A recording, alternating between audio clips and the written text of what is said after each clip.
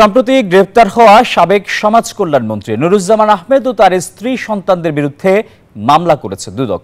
আলাদা ৩ মামলায় তাদের বিরুদ্ধে ৮ কোটি টাকার অবৈধ সম্পদ অর্জন এবং ১৩৪ কোটি টাকা সন্দেহজনক লেনদেনের প্রমাণ পেয়েছে সংস্থাটি।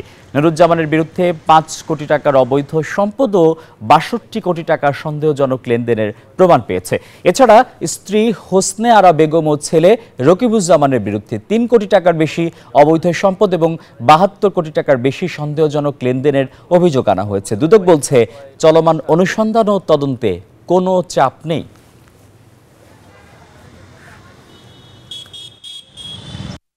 জনাব নুরুজ্জামান আহমেদ, সাবেক মন্ত্রী, সমাজ কল্যাণ মন্ত্রণালয়, সরকারের দায়িত্বশীল পদে থেকে ক্ষমতার অপব্যবহার পূর্বক জ্ঞাত আয়ের উৎস বহির্ভূত ৫ কোটি ৩১ লক্ষ টাকার বেশি মূল্যের সম্পদ অর্জন এবং নিজ নামেও ৩১টি ব্যাংক হিসাবে ৬২ কোটি টাকারও বেশি অস্বাভাবিক লেনদেন মাধ্যমে প্রাপ্ত অর্থ বা সম্পত্তির অবৈধ উৎস গোপন বা আড়াল করার উদ্দেশ্যে স্থানান্তর, রূপান্তর এবং হস্তান্তরের অপরাধে সংশ্লিষ্ট ধারায় একটি মামলা রুজু হয়েছে।